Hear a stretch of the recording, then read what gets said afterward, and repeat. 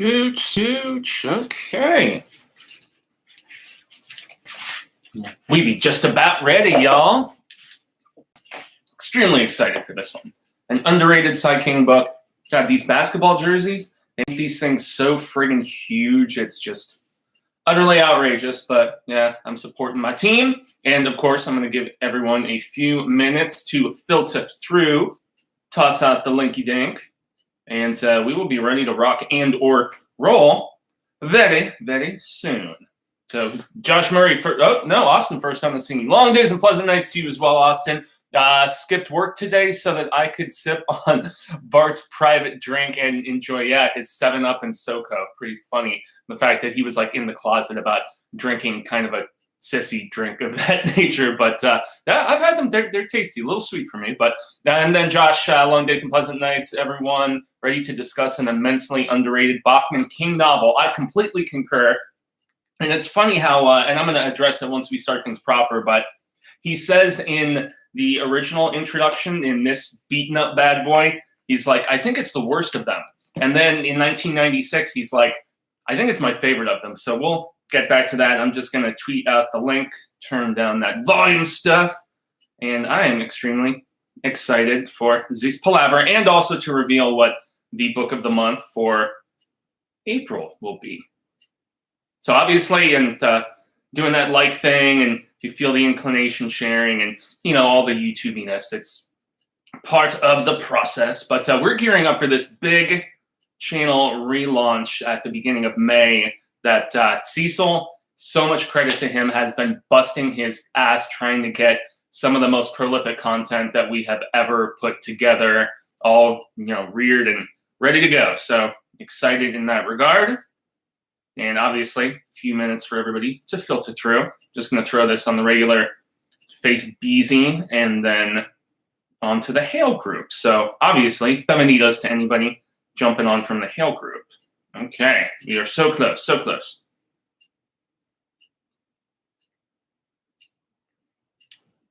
So I hope everybody is having a rad status Easter weekend, if that's any of your thing. My nieces are in town. I've got 3 of those lovely little ladies. They're in from the Pittsburgh area. Hadn't seen them in like over 2 years, so it's been a treat getting to spend some time with them.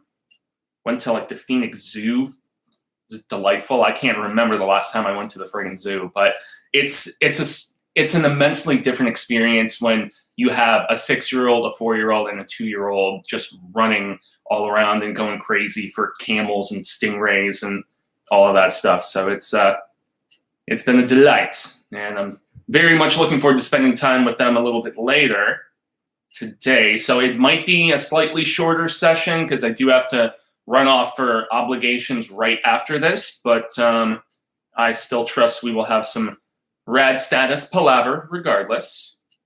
Okay, Hale, I'm so close, so close. Okay, paste the same thing. Yeah, one of my rituals when it comes to Easter weekend, regardless of what you believe, there's a South Park episode about Hepatitis Day, yo, and the conspiracy of Peter Rabbit being the first pope and all this shit. It is so funny. If you're into inflammatory humor, that South Park episode is friggin' legit. So, okay. Well, I've shared the links, and we are ready to go. I'm going to, skip the trial. YouTube always trying to get me to do the free trials anytime I'm looking. Okay, so jump to the live chat. Okay, who else is jumping through? Jacob, my dude, how are you, man? Says, good evening, Fuego. All hail Richard Bachman. Indeed, I concur with your sentiments, sir. I think this author has a lot of potential. I think he's going to go places, provided he doesn't, pass suddenly from, death of the pseudonym or something. I think he's got he's got quite the prolific future ahead of him, to be fair. Corey, what's up, man? Catherine has been going through the Maynard book, and she's digging the history, little less the writing style of the lady who collaborated with Maynard on it. But I don't know. I'm going to pick it up right after she's done with it, because now that I'm done with Roadwork and about to start the next book of the month and a few other projects of reading I've been doing the Star Wars Thrawn books lately. That's been another thing besides the Sai King stuff that I've been reading. So DMT Infinity, is that a Little Nightmares figure on the stool? Actually not. That is a, it looks very similar now that I think about it, but that's actually SS Georgie. That was a gift from Cecil a few years ago when we were covering Mad Monsters Press. And yeah, he just kind of chills in the background. We're getting ready to redo the set for the relaunch coming up here in May. Who else is jumping on? Zachariah, into the wastebasket, favorite line. Mine is probably Demo-fucking-lition when he's doing his stuff late in the book. It's very funny to me. And then Richard Forrest says, hey, Fuego, only Bachman book I've read so far was Rage. I liked it, though, to be honest. You know, Rage is one of those controversial ones, and since I'm about to start this proper, I'll at least give some references to previous Bachman coverage that I've done. But yeah, I think it's time, since I have less to dilly-dally today, so I will get rock-a-lockin', and let's do this, everyone. Long days and pleasant nights, fellow travelers along the path of the beam. I am known on this level of the Tawa, the Jaime Fuego, and if it please you, join me here for a bit of palaver on Hail to Stephen King. I hope your earlobes are not destroyed at this particular point or whatever. But yes, Femininos, and obviously welcome to the horror show. Shout out to Cecil, founder of the Feast, Marcia, Susie, the entire gang. But yes, this is the weekly palaver that I do all about Sai King, and in this case, his alter ego, known as Richard Bachman. So he did collect these, and this is my reader copy. I've got my nice copy back there that I found at a Goodwill. This one, it's more of like a, I don't know. Yes, it is a book club edition, hence the fact that it is slightly smaller in stature than the other one. But yeah, it's taped up. It's all beaten to pieces and stuff. But this was my first copy of this book, and I still go back to it because I've got like underlined notes and references and stuff. And this was back when they were still including Rage in the mix. Richard actually just mentioned Rage and the fact that it's a book that King kind of regrets writing at this particular point. He was still in high school when he started it. I feel like it's very much a reflection of that pent-up rage that, yeah, he was probably feeling at that particular time in his adolescence and whatnot, the maturing process, the rebellion that, kind of comes about in those particular places for most people. But yeah, this is a copy that has all four of the original Bachman books. So obviously not Thinner, because Thinner was where he's like, wow, this Richard Bachman guy, like Jacob was saying, he might have a career, I mean, he has this book Thinner that sold 28,000 copies, just more than Night Shift even sold at the time. And so, yeah, it's just funny, some of the cynicism and tongue-in-cheekness that King has about his alter ego. But I did an extensive episode way back. How far are we going back? Way back. And it was when I had first started this program like 4 years ago at this particular point.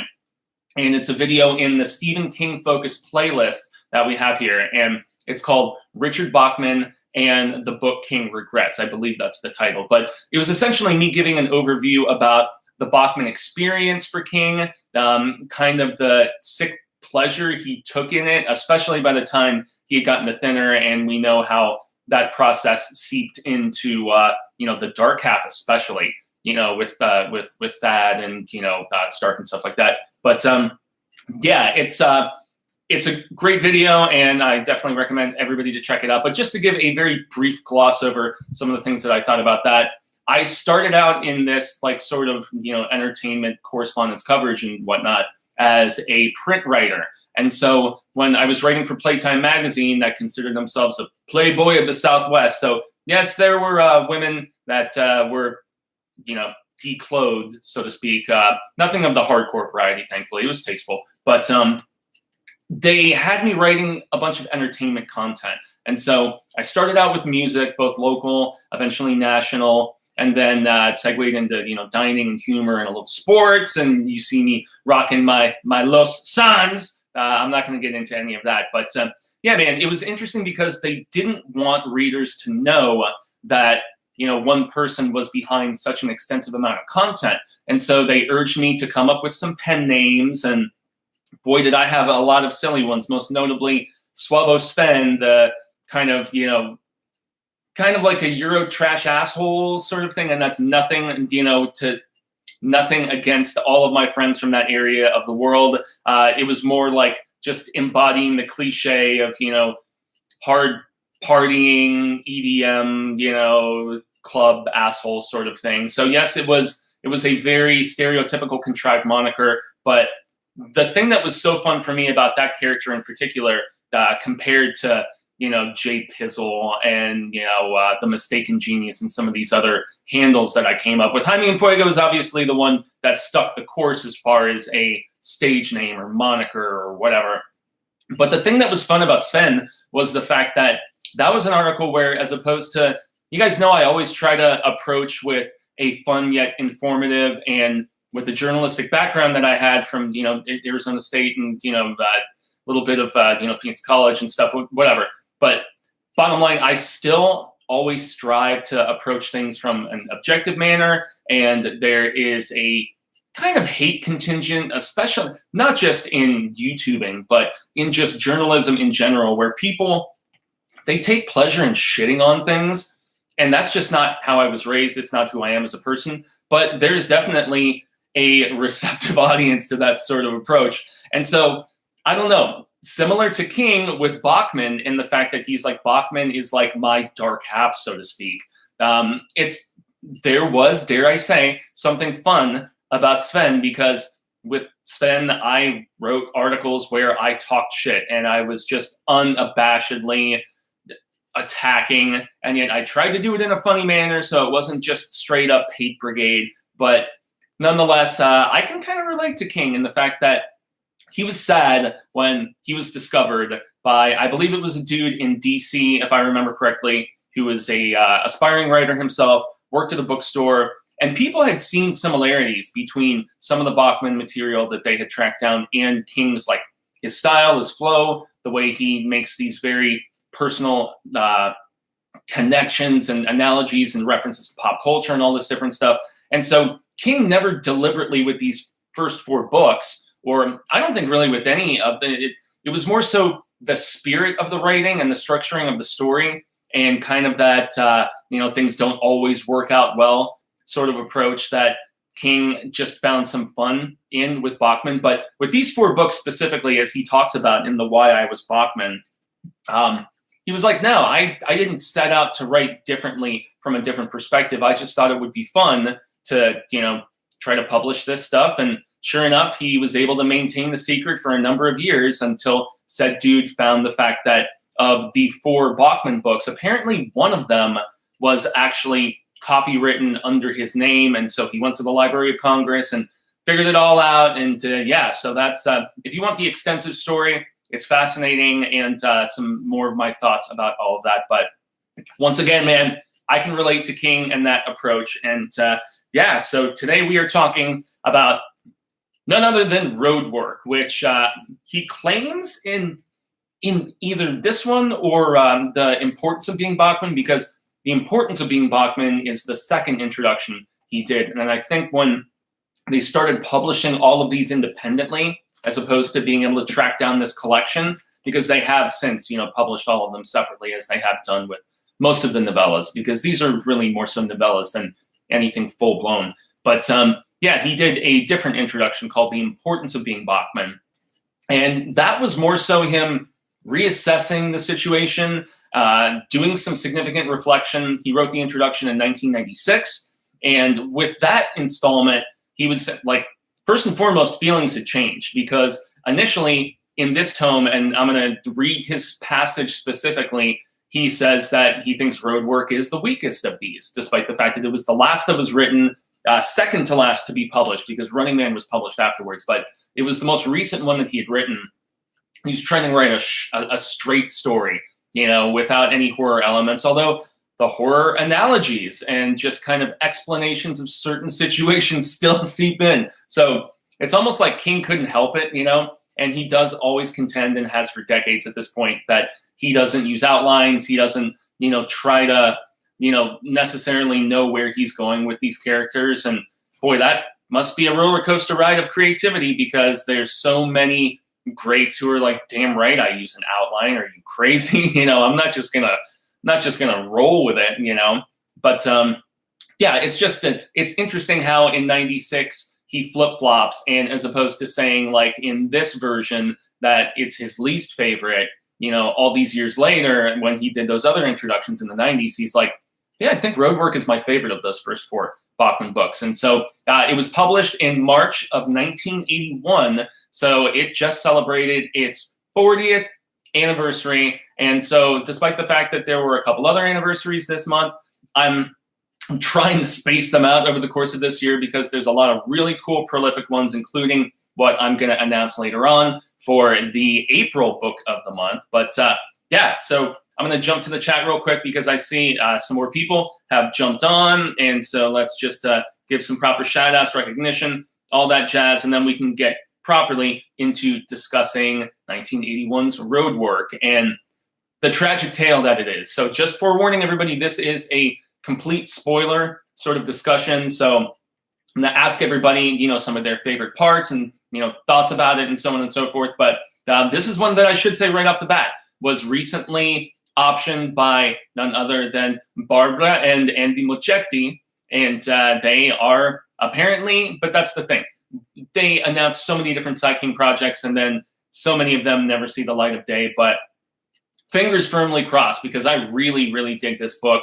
This is one that I am so hopeful actually gets made. So they're only producing it though. And Andy and Barbara, they did it chapter 1 and chapter 2. They're also the ones who are trying to get the Jaunt made right now. But they have handpicked a specific Argentinian director because they're both Argentines. And yeah, they're trying their damnedest to get this insanely, criminally underrated classic made into a feature film because I think especially in current times, I mean, everything that the last year or so has entailed, I think is it would relate maybe dangerously, dare I say, to certain people. But if you're familiar with it, it's really how you approach the tone of this tome. And I feel like a very, not delicate filmmaker, but somebody who handles the subject matter with a stark yet delicate sort of approach and doesn't glorify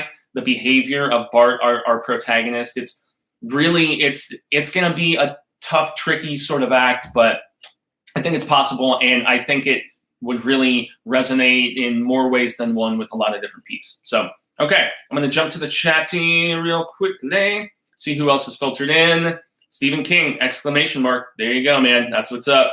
Happy Easter, by the way. What are you doing to celebrate? I got a whole pound bag of edibles. Well, that sounds sleep-inducing. So, yeah, if you want to sleep the entire weekend away, those things kick my ass, man. And it's actually legal here in Arizona now. But anytime I ingest and consume as opposed to, just taking a puffy or whatever, it just, yeah, I'm not as young as I used to be, man. And it's pretty intensive.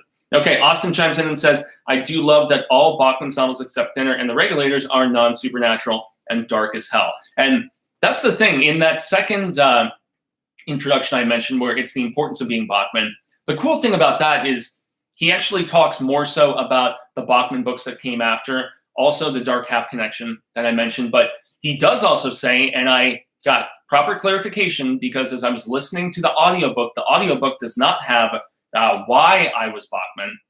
It's got the newer introduction where he gives a little bit more history about the meaning of the character to him and why he decided to revisit with the Regulators. And now I know and can contend the order which in to watch Desperation and the Regulators. And so I'm one about, written and published order and all that different stuff. And so apparently he did write Desperation first.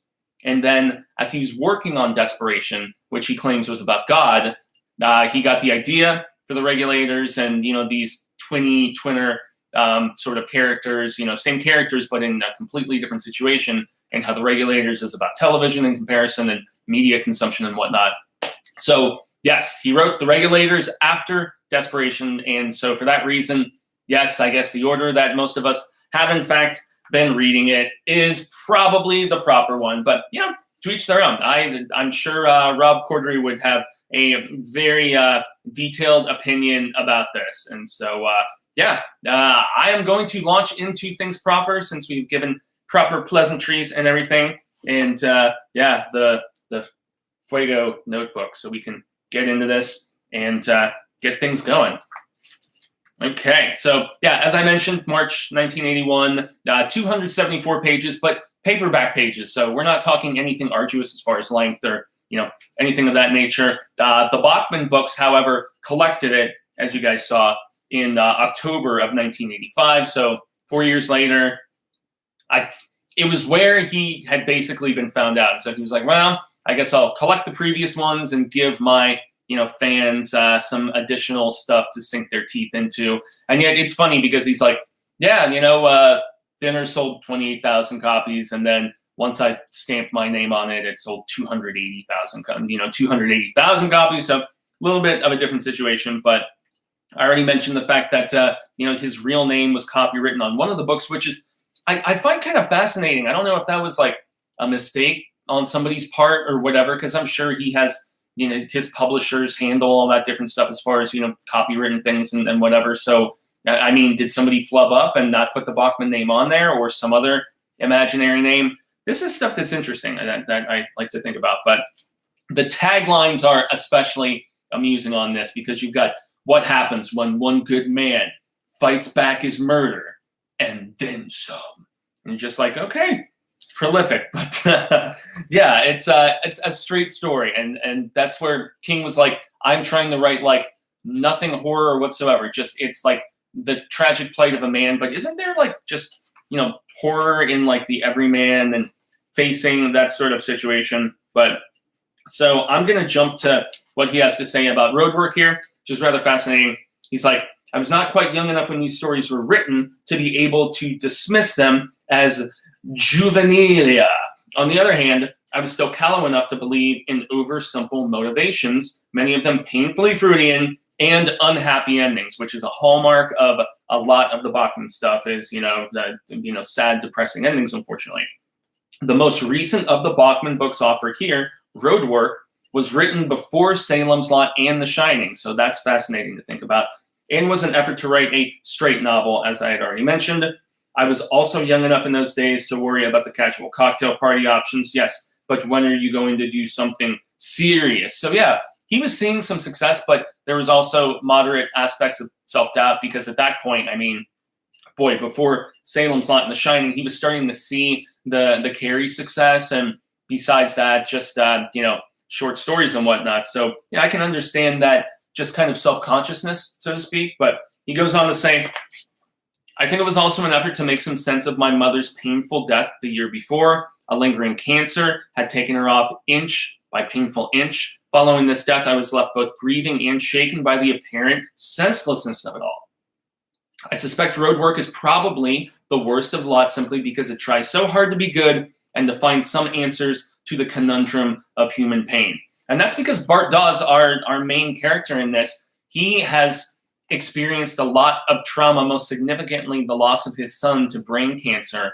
And then it's like, that was just the first bit of the snowball starting to go downhill. And then this,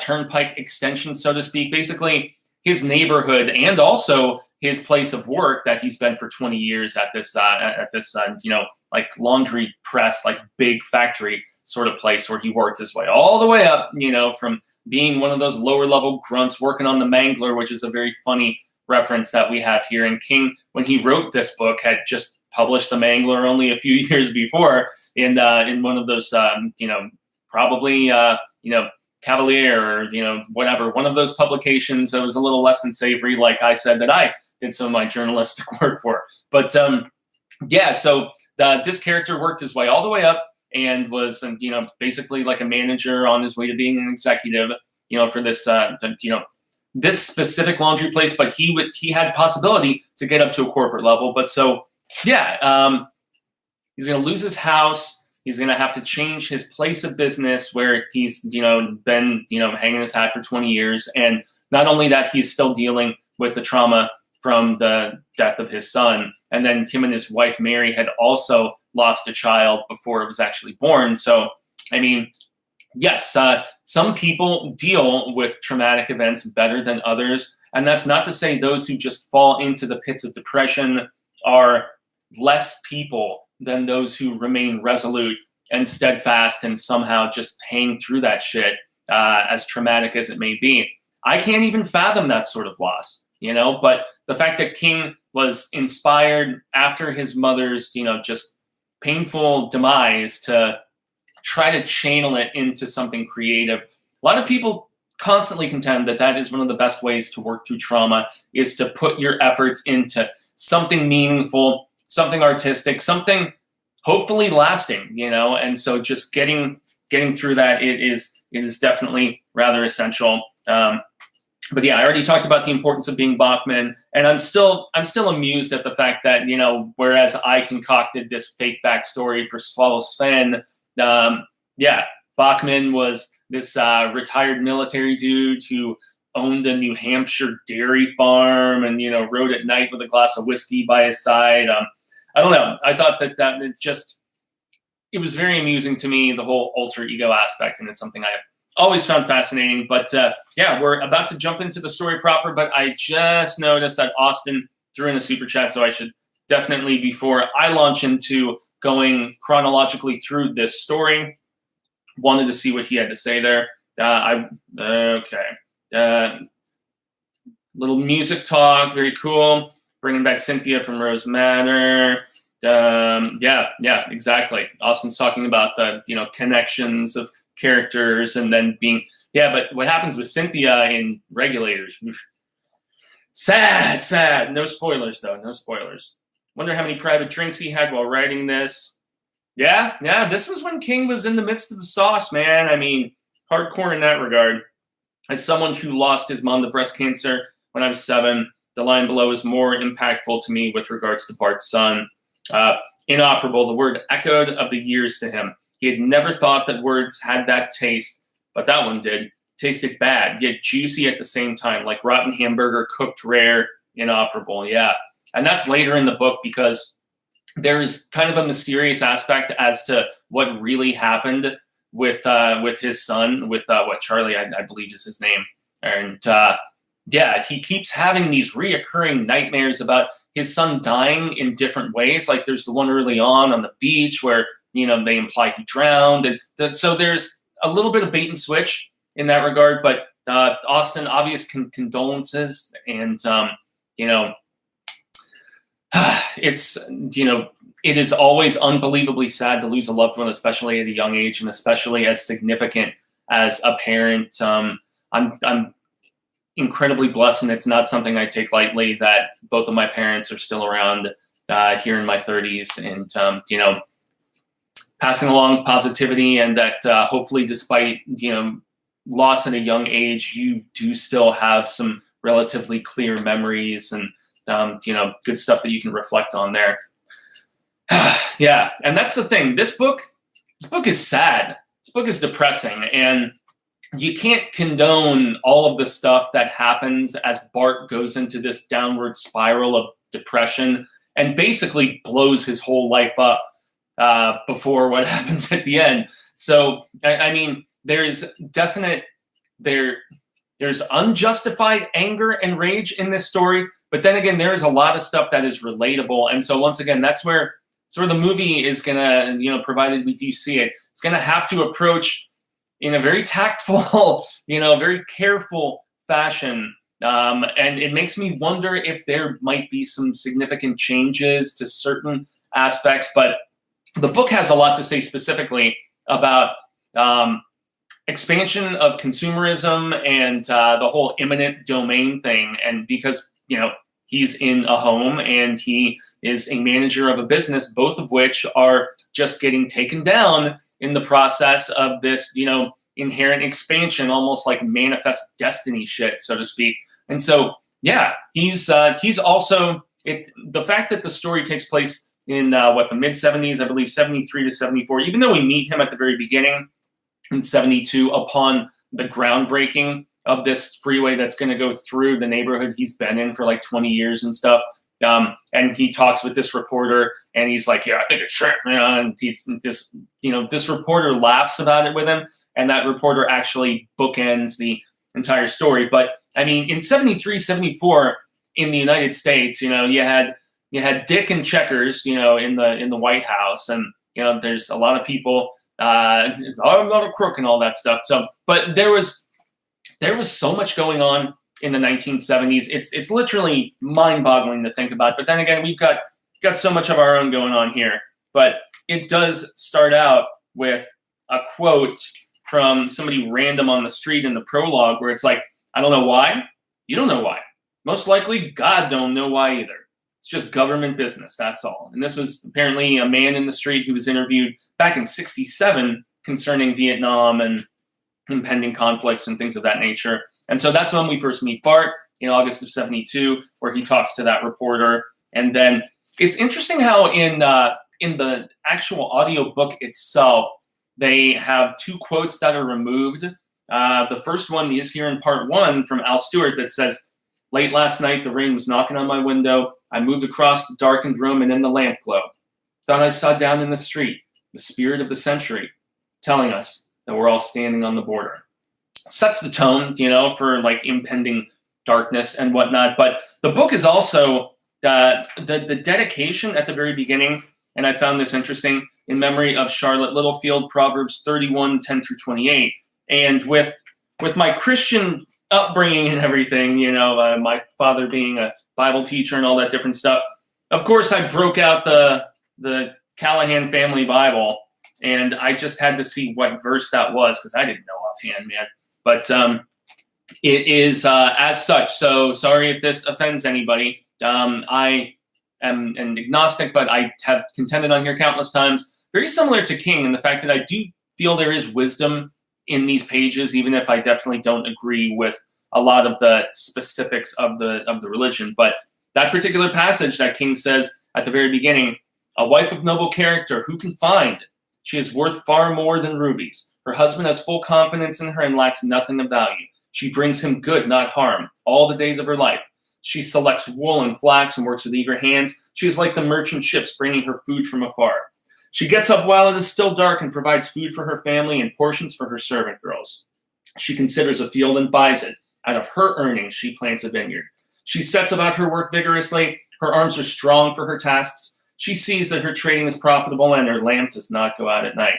In her hand, she holds the distaff and grasps the spindle with her fingers. She opens her arms to the poor and extends her hands to the needy. When it snows, she has no fear for her household, for all of them are clothed in scarlet. She makes coverings for her bed. She is clothed in fine linen and purple. Her husband is respected at the city gate, where he takes his seat among the elders of the land. She makes linen garments and sells them, and supplies the merchants with sashes. She is clothed with strength and dignity. She can laugh at the days to come.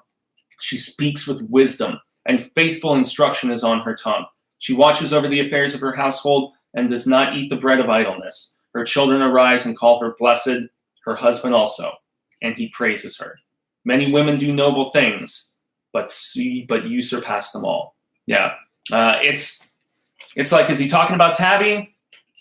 Is he talking about the wife of our protagonist in Mary, and the fact that she seems like a wonderfully supportive wife, and yet she is she gets pulled into the downward spiral that Bart is enduring, and just the sadness of it with the actions that he perpetuates. And this is where the book gets interesting, because so after that 1972 introduction, we speed forward, and Barton George Dawes, he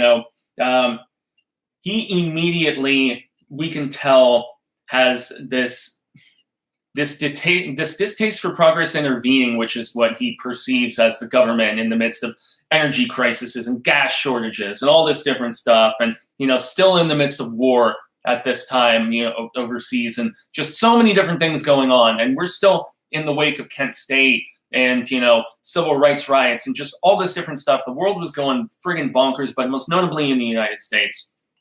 And I mean, he is just, he has this line where he basically relates the fact that he's doing things without thinking about them.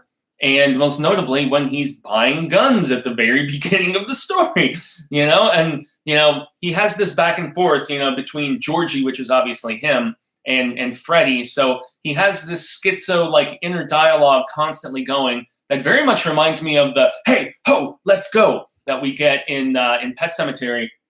So that's rather fascinating. But he is just so embittered about the change that he has no control over. And so, yes, after he, stockpiles on his, basically he stockpiles, but there's stuff that has to be ordered. So he doesn't actually have it just yet. Because, of course, if Mary, his wife, was just like, what are you doing with these guns and all this ammunition and stuff? But he does some reflecting about all the stuff that is gone now, that within, these places he used to love, this movie theater, for instance, the Grand, and he is just, he loses 40 minutes at one particular point just sitting reminiscing while he's at work, and he's just like, holy shit, did I really just do that? And so he is seeing signs of his impending nervous breakdown, and yet, once again, ignoring stuff, man, ignoring it, and it's just very, very tough in that regard, because we do all too often ignore those signs. And there's a line later in the book, I believe, where he's like, it's easier to just do things than to talk about them. And it's very true, especially for those experiencing depression and feeling inclinations maybe that they're not even as cognizant of, to just really do drastic stuff that could be damaging, not just to yourself, but to various other people. That reverberation aspect, your wife, the people within your workplace, all these different things that he ignores throughout the story.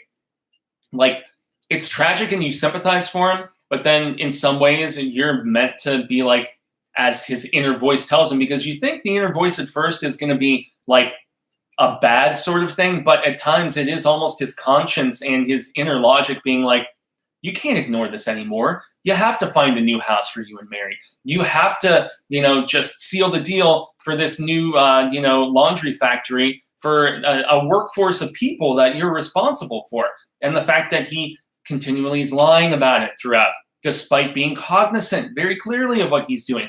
He lies to, his uppers at the people who buy the laundromat he was at for 20 years. And he's bitter about that too. He's just a man who regrettably does not take change very well and is deeply disturbed to a degree. I think that's a fair kind of assessment. But his ranting to his younger employee, Vinny, I believe his name was, at one particular point, about just the extent of his time at the Blue Ribbon and the climbing the ladder, as I talked about earlier, and all this other stuff. And it's a very hefty anti-corporate rant of hatred. And, it just shows how far back, things had been kind of brewing, probably even before, this freeway was basically coming through his home and through his business and stuff. But that was the breaking point, the 784, I think it was.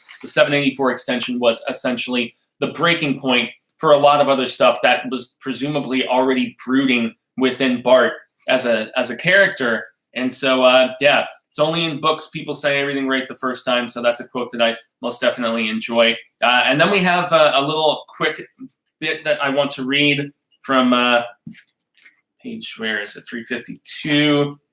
And that's where I'm curious how many people have actually, because I did not see this when I went into a local bookstore looking around. So I know they've released The Long Walk, and they've released The Running Man, because, Schwarzenegger film and all that stuff.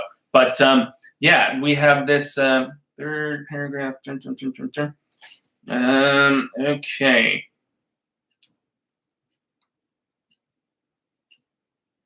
The dream was easy to figure out. No sweat there, Fred. A person could work that circuit breaker trick easy enough when he was awake. He could go on coloring in the same picture piece by piece and pretending he couldn't see the whole thing. You could bury the big picture under the floor of your mind. But there was a trap door.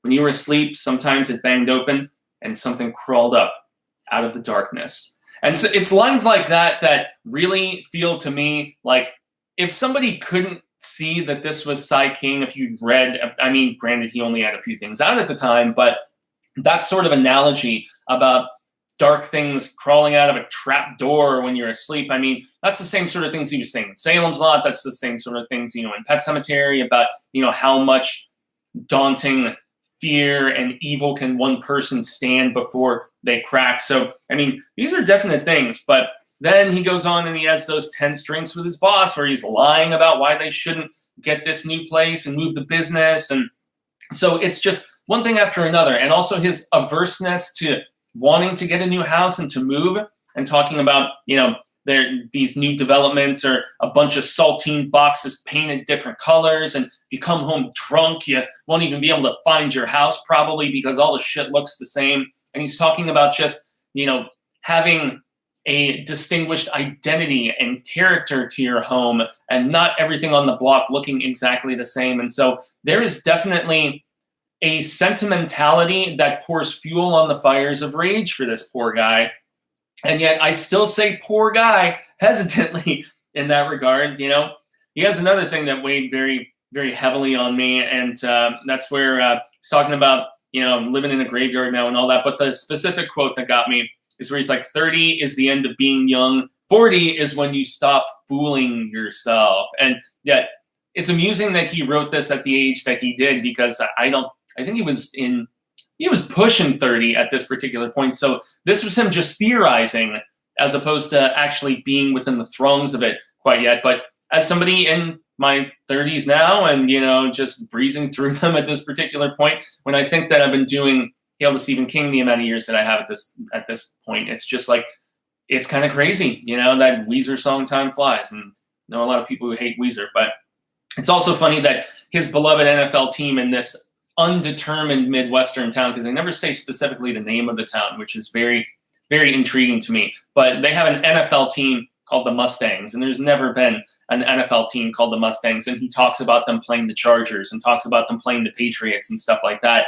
And obviously different level of the tower, different turn of the wheel sort of things, like when our peeps were in our Ka-Tet was in the alternate Topeka, and they started getting those indications from sports teams and Nozla Cola and all that different stuff. So I thought that was funny. But the fact that his internal Freddy tells him at one particular point, your indifference and your path of least resistance is just going to totally F so many people, loved ones, friends, and, wife, workplace peeps. He's like, you're a guy who fell asleep in a rowboat and now you're finally about to go over the falls. And that's essentially what happens with him. Is he's about to go over the falls, and he most definitely does, and he embraces that shizzle. It's almost like there's denial initially, but then he even talks later in the book about, there is something just kind of, what's the word I'm looking for? Not enthralling, but invigorating perhaps, about just embracing the chaos of the craziness. And that's sad stuff in my mind. And he has this sentimental memory of they lay the groundwork of the love of this marriage. And yes, it was kind of a shotgun wedding sort of situation. But, when they got married when he was 20 and his lady was 18, there's a lot of King and Tabby in a dark alternate universe sort of situation in this. And getting married so quickly and at such a young age. But the love and the sweetness that was there with the fact that they saved up all this money to buy this TV that they both love so much, and that, Bart eventually destroys in the midst of a mescaline stupor later in the story, as bonkers as that is. But there's one other quote as I round this out. The whole think it may be a new experience sign that's in his office. I thought that was really funny, the one that his wife got him. People talk a different language inside. Very true. I mean, it's with reference to his back and forth with, Georgie and Freddie and the schizoness. But it's easier to do things than to talk about them, as he tells his wife, as everything starts crashing down around him. Because at the end of part 1 of this book, as I jump to this other quote that I want to toss out real quick, it's where he has ignored things so long that there is he's past the point of no return. The whole rowboat analogy that I mentioned just a second ago. I mean, the shit is about to hit the fan and splatter all over his face, and he knows it's coming, and he embraces that craziness to some degree. And just the fact that he disappointed so many people. It's, here it is once again, but it didn't matter. It had gone too far. He had let the machine run without him too long. He was hypnotized by the coming explosion, almost lusted for it. His belly groaned in its own juices. Yeah, that's some pretty dark stuff, man. And yet that's exactly what happens at the end of this first part. And then our second is where we catch up with Bart after his wife has left him. And obviously, like, he's about to be fired for not closing the deal on the new property for the laundry place. And, he quits right before. But it's on the same day that this older guy who's been working there, like, just about as long as him, who everybody calls Johnny Walker, he gets hit by a vehicle and he dies. And so, like, it's like the sky is falling sort of situation. The guy he had worked with the longest at the place is suddenly dead, and he knows he's screwed up, and yet he's not apologetic about it in any way. He's just like big middle finger, about the entire situation. So it's just really, it's crazy, and you sympathize less. You still do. King has a tightrope act in this, and I see Austin has another super chat in there that I want to give thanks to and make mention of. But yeah, it's a weird tightrope act of tone that King walks with this, of both just being sickened by this person's behavior, but also the Bachman fantasy aspect of embracing the craziness. So yeah, you feel bad, but yet you also denounce it, depending on the chapter. And this is all broken up into these chapters of specific days in this period of time of the downward spiral happening. Austin says another great line, "I don't know if it is or not. You can't always understand something because you did it." Very much so. And it's delving more so into the fact that King analyzes impulses here in a frighteningly fascinating fashion. And it's dark in the fact that it's like something on autopilot, on cruise control, where you're less cognizant. And so it goes into stuff much deeper into your heart and soul, I think, to a degree, whether it's dark or not or whatever, as opposed to being as rationally cognizant of what's happening and what you're doing. The quote is from when Olivia asked why he threw his life away. And that's where I'm trying to remember if that conversation happened when he first picked her up as the hitchhiker, or if it was during the Christmas call where he's like, "I have soul cancer," or whatever the hell. But Sharon is jumping through and says that's a great quote. Awesome confirmation there. Okay, do you think Bart is schizophrenic? Bart is most definitely schizo. The term schizo is mentioned at one particular point in this. And yeah, I would. It's funny how the voice of Freddy actually backs off after he fully. It's almost like maybe, the cognizant mind and the weird other one in there melded together when Bart finally decided to just say completely fuck it, F my marriage and my friends and my coworkers and everything, because this is the epitome of just everything about this story is the epitome of just like giving the middle finger to the world and your responsibilities and everything else. He definitely shows signs and would explain a lot of his actions. Yes, especially when they're in the car. Yeah, okay, so it is when they're in the car. That's what I thought when he initially picks up Olivia and they're just having their sociological conversation. And that's another thing. This reflects a lot of, I think, King's cynicism about society at the time too. A lot of that seeps into this book, man. It is inherent. It is there. But yeah, by part two, excuse me, I've been talking rapid fire. I have to stuff sometimes with the Gandalf goblet. Makes a brief appearance.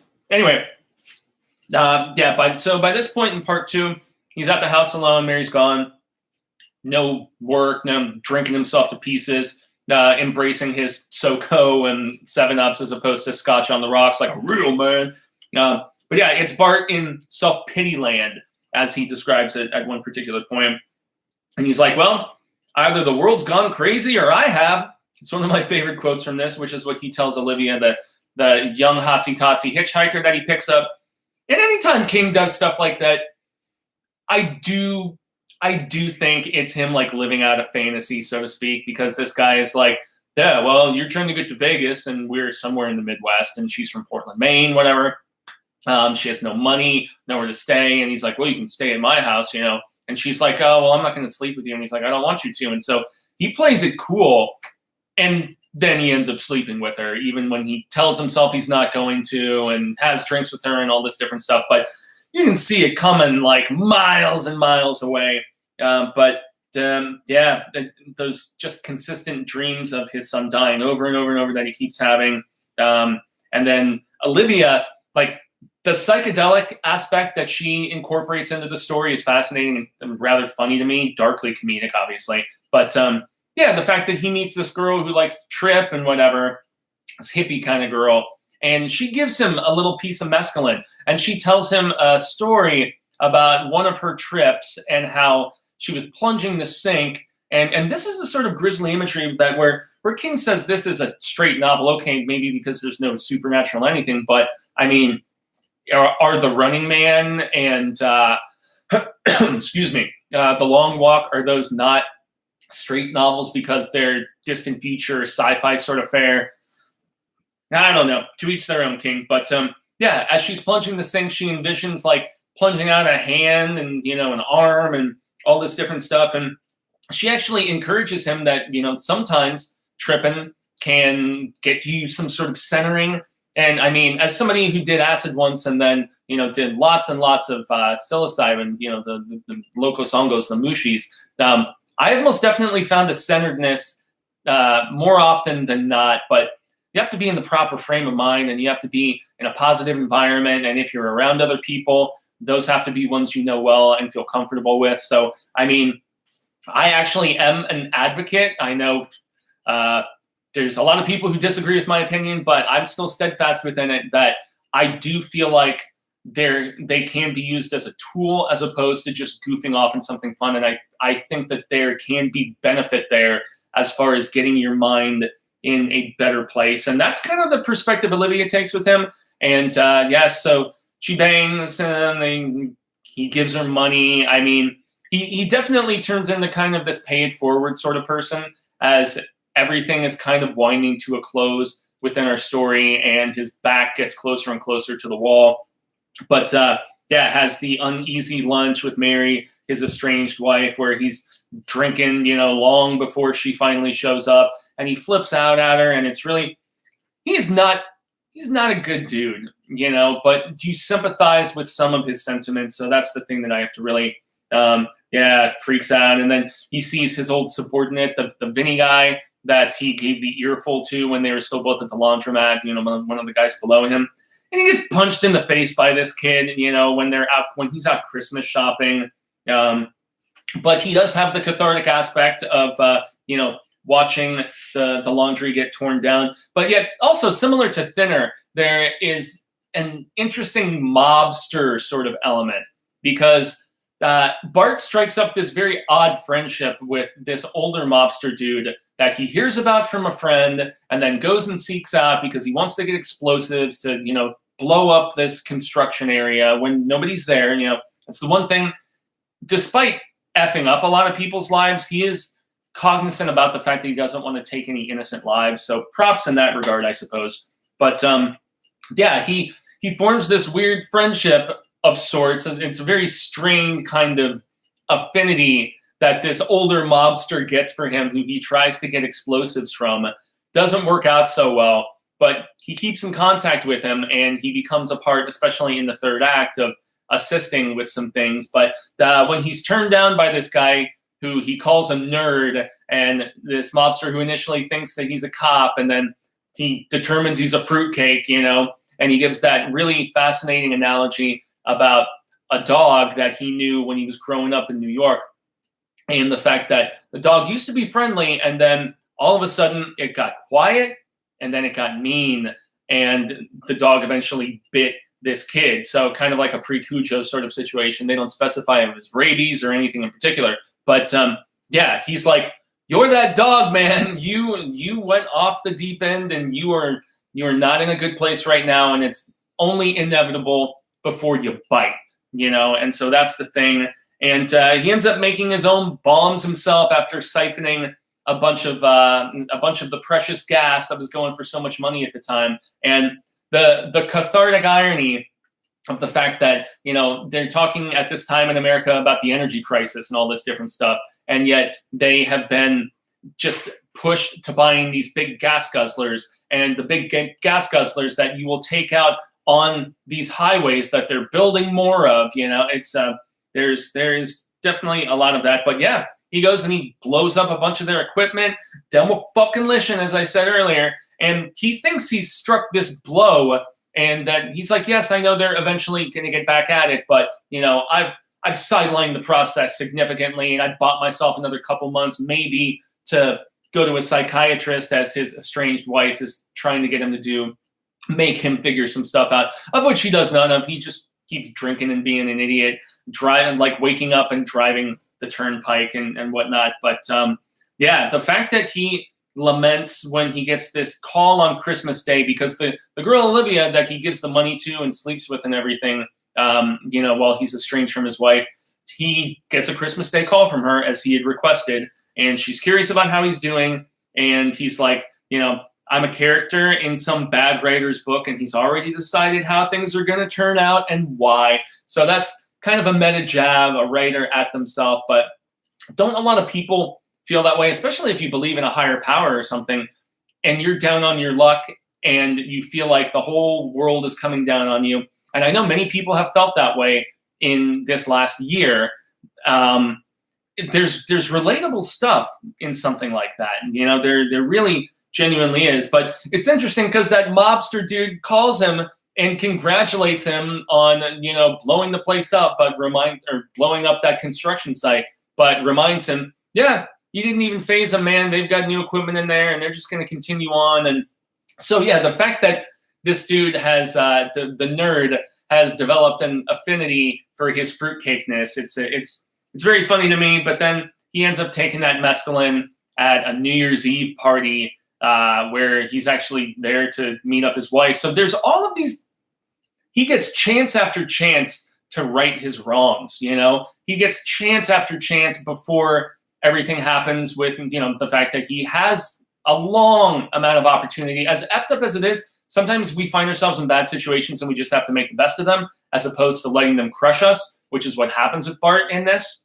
But obviously his damaged psyche is playing a major part in all of this and all of this bad decision-making and stuff. But he gets chance after chance to figure out a new housing situation for him and his wife, to, continue working at a place where he's respected, to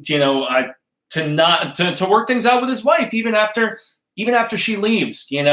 She genuinely seems, hence the Bible passage that I read earlier, that she was a good woman and that she wanted to work things out with him and that she loved him.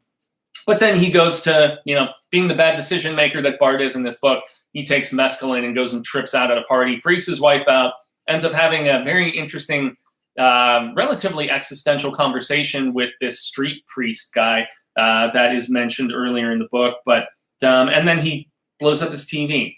And then part 3, as we're about to round things out because we are nearly at the hour mark, that's the aftermath of the mescaline situation, and also the fact that, since construction has not been deterred, he has days left until he is going to be, his home is going to be destroyed. The battering, the wrecking ball, Miley Cyrus is going to, they're going to take Miley Cyrus and smash her into this damn house, and he's going to have nothing. So, they're on his tail. They're trying to get him to finally, take the money first and foremost for the property that the local government has been offering him with their, eminent domain or whatever. But I see the chat has gone a little bit more so I will give it one last pass before finishing things up here, announcing the book of the month and so on and so forth. But I see to get more from my dude Austin.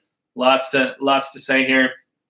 Corey does chime in and say, I felt more split personality. I'm not sure what the difference is. My mom has it. Yeah, and that's definitely something where that would be a question for Lady Catherine, because I can't say I know specifics between schizophrenia in comparison with split personality. I don't know. Maybe one is cognizant of the other, or one is that's specifics that I just can't say that I know. So yes, I like to be as well versed as possible in these situations, but not always the case. Austin says, fun game. Listen to the audiobook and drink every time Bart drinks. Take 2 drinks every time Mary drinks. Wow. Well, I probably wouldn't get through very much of that book because he's boozing pretty hard throughout this entire thing, man. And he'll be hammered in an hour.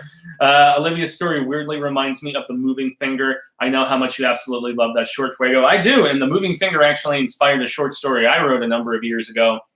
It's just the strange absurdity of seeing appendages coming, from drains and from, like a small hole in a wall or whatever, which is what my story was about. So,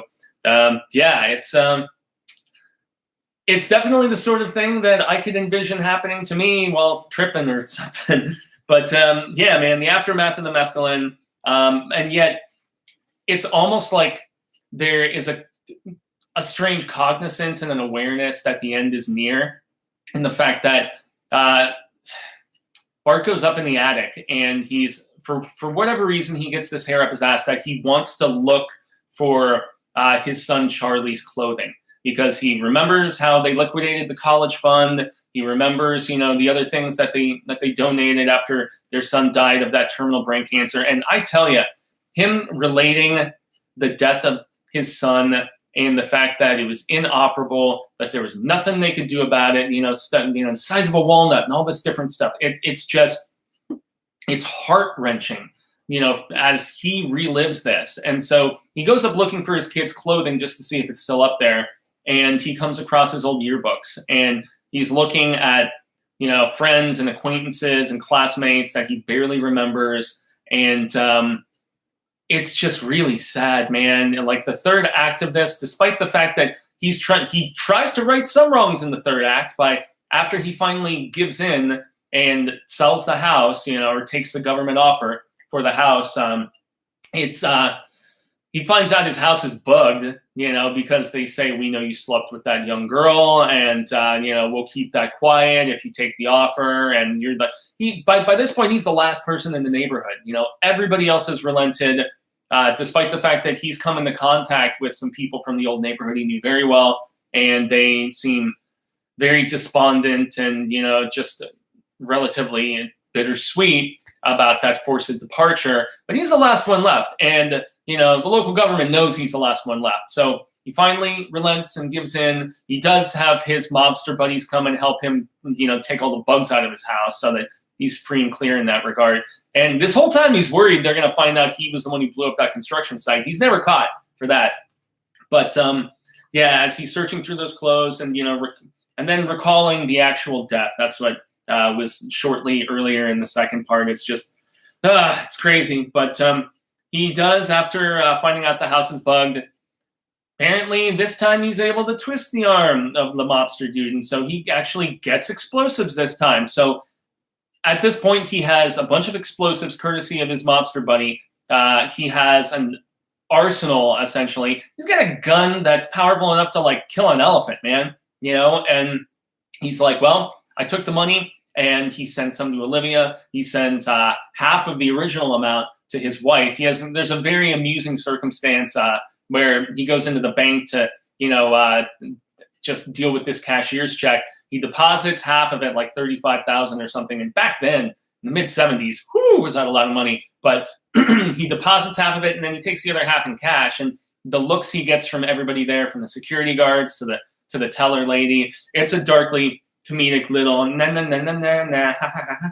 sort of thing. But so he has his arsenal, he has his explosives, and then he just does good with his money to a degree, trying to at least help out people. And he has just this, I don't know, I'm assuming sneaking suspicion and just gut feeling that the end is nigh. He goes and sees The Exorcist, which is kind of funny to me. But yes, there is he starts rocking Let It Bleed, the Stones album, and in one particular instance, he calls himself the Midnight Rambler.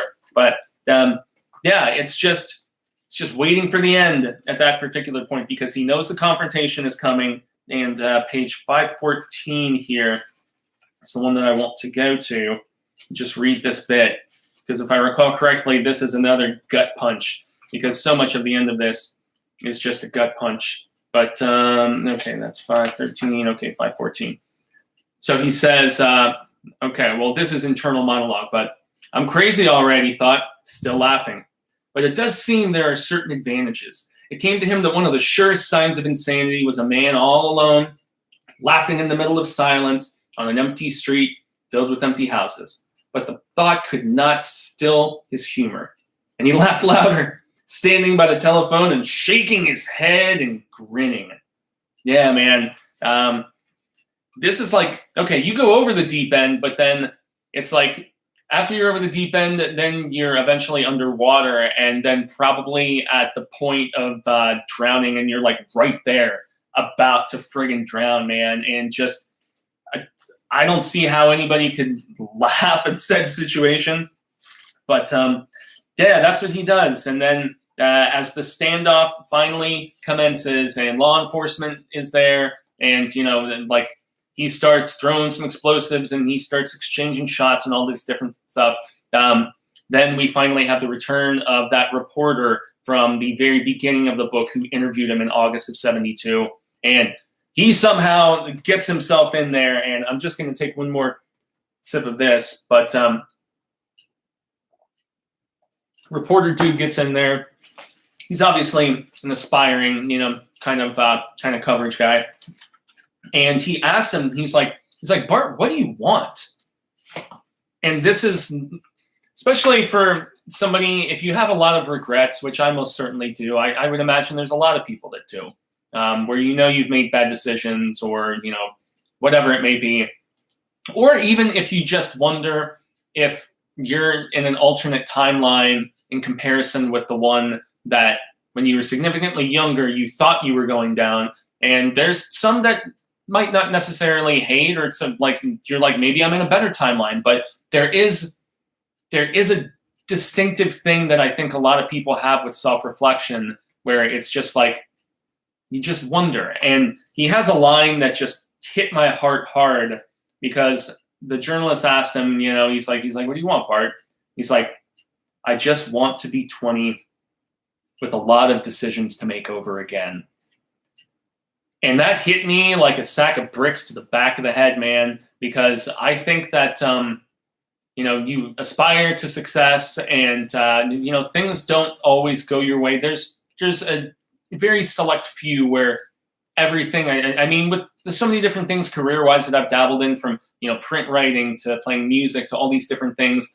It's one thing to be like a jack of all trades or whatever. It's another thing to be a one-trick pony. Most people would aspire to be somewhere in between, I imagine. But the rumination that this book, especially after the craziness of this last year, invoked within me was heavy, which is a line that's mentioned at one particular point in this in the book, you know, where he's talking about tripping on the mescaline at the New Year's party with that priest guy. And he's like, how does it feel? What kind of trip are you having? You know, and he's like, it feels heavy, you know, and I've had trips like that, man. But bottom line, it's a very sad yet cathartic finale for our protagonist here. And, you know, it's eventually called Dawes' Last Stand because dude does a journalistic piece about it eventually. And he calls it Roadwork. And it just details the fact that they didn't even need to make this extension. It was just if the Roadwork peeps just didn't continue working, their funding would be cut. So, you know, it's just more of the silly, just sad circumstantial stuff that, I mean, between his son and between what finally pushed him over the edge, broke that proverbial camel's back.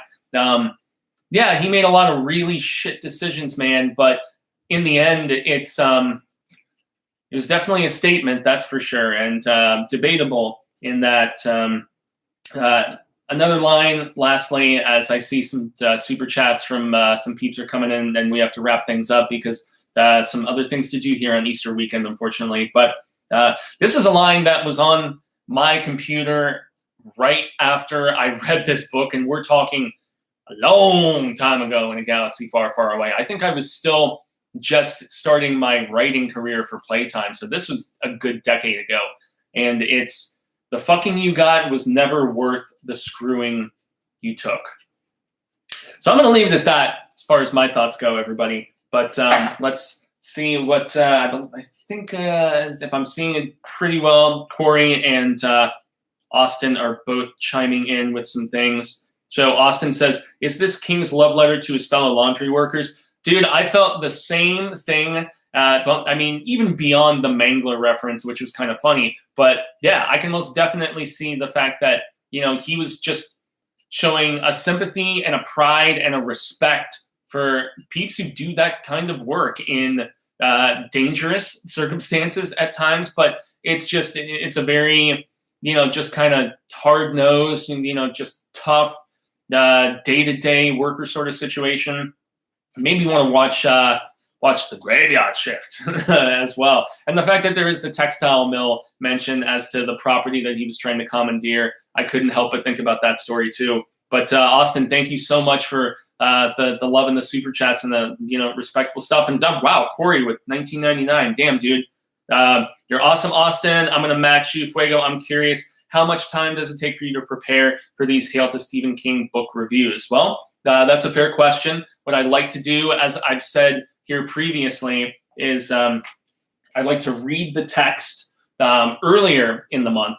And then later on in the month, I always listen to the audiobook. And it's when I'm listening to the audiobook that I start the composition of all the notes. And yeah, I mean, there is all of that up if it's not going to fall on its face. And then, just 2 more fatty pages. So, I mean, I often like to listen to the book like a couple days before the actual filming of these live shows, just because of the fact that I want the material to be really, really fresh. So you get an early just kind of affinity, and since these are all rereads at this point, just get your feet wet with a reminder of the text itself, and then make sure to go in, because when somebody reads it to you, and you guys know that Sai King is a big fan of audiobooks, when somebody else reads it to you and there's a different voice for different characters, some narrators being better than others,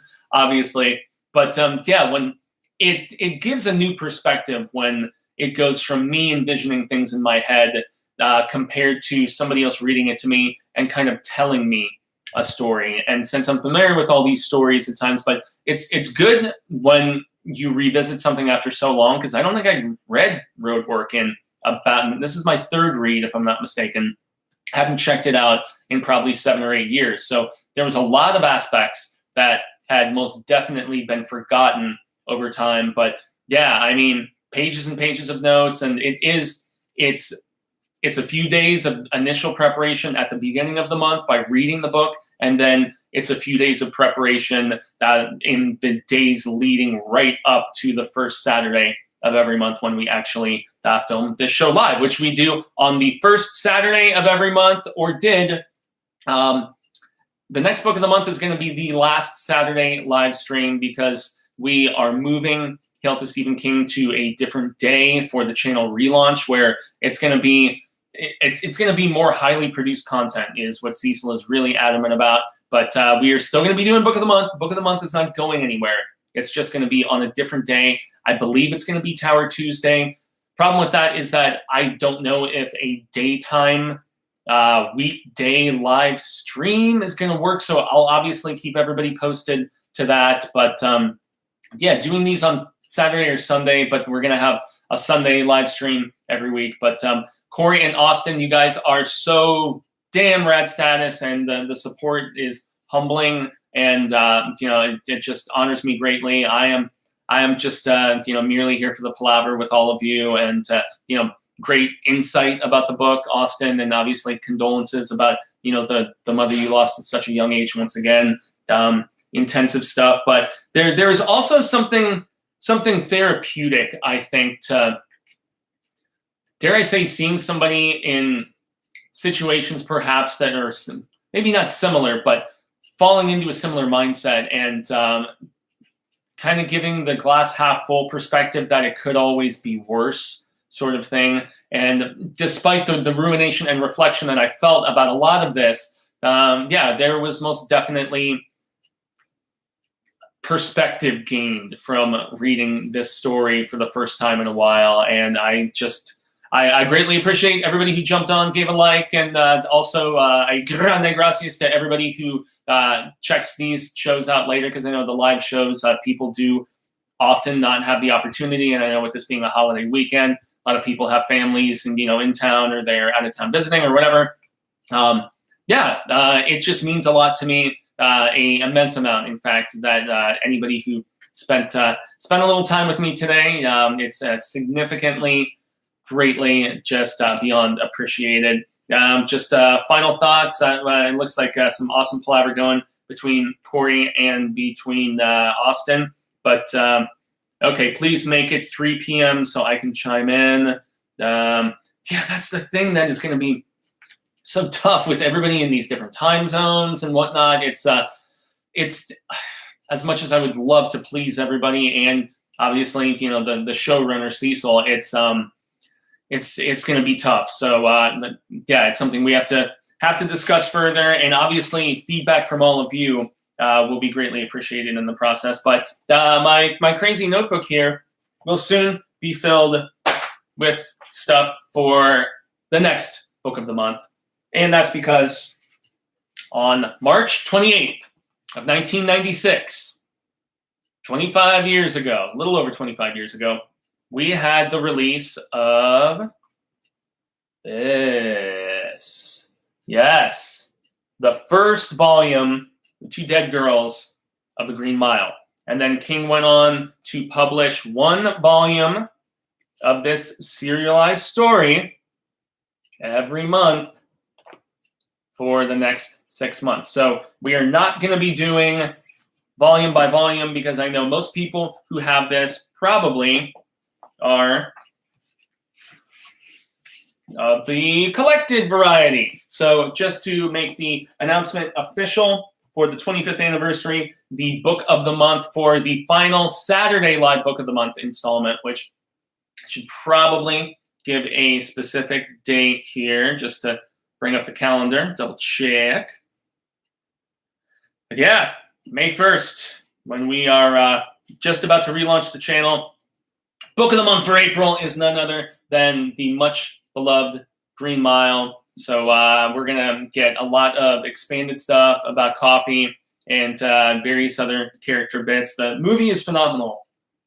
But as is all too often the case with Sai King, the book is going to give you the director's cut of the story and a ton of additional information. So, Green Mile, just to double down and make it official, that is the book of the month for April, this month that we have just started. But once more, a grande gracias, everybody. I have been Jaime and Fuego, and you can find more on all social media sectors, Twitter, Instagram, Facebook, here on YouTube, where I did put a couple reviews up last weekend, I believe it was, or maybe it was the previous weekend, I don't know, for none other than, Nobody, which was a interesting Odenkirk film, basically kind of a John Wick sort of thing. I think that was the most recent review of content that I put up, but entertaining. And then also Cecil, Robert, and myself also did a review here on the horror show of Godzilla versus Kong, the heavyweight battle. It was entertaining, and we had notes, we had extensive thoughts. We did we did a regular review, and then there was a spoiler section at the end, so check that out. But yes, like, share, subscribe, all of the YouTube-y stuff that we implore you to do constantly. Significantly appreciated, and obviously, whether in the live audience or in the contingent that watches afterwards, say thank you. It's really meant a lot. Just double down on that. And lastly, palaver constantly on the Hail to Stephen King Facebook group. It's tough for me to be constantly active with every single post and all the members. There's over 1,000 of them now, but it is truly endearing and enlightening stuff. A great contact of people there. So check that out on Facebook if you want to get all grouped up on the Hail to Stephen King Facebook group. So, all right, everybody, that's going to be the end of it for this installment of the Book of the Month. And yes, once again, much appreciated, everyone. And until the Wheel of Ka comes around once more, hasta luego, sin amigos, constant readers and viewers alike, say thank you. I hope we share more of the palaver sooner rather than later. And until then, remember to stay scad. Read Stephen King. It's easy. because the Green Mile, if you've never been down it, yeah, it's intense. All right, gang. Awesome, awesome, awesome. So very much appreciated if you are of the Easter celebratory variety. I hope your weekend is splendid. And also, go Suns.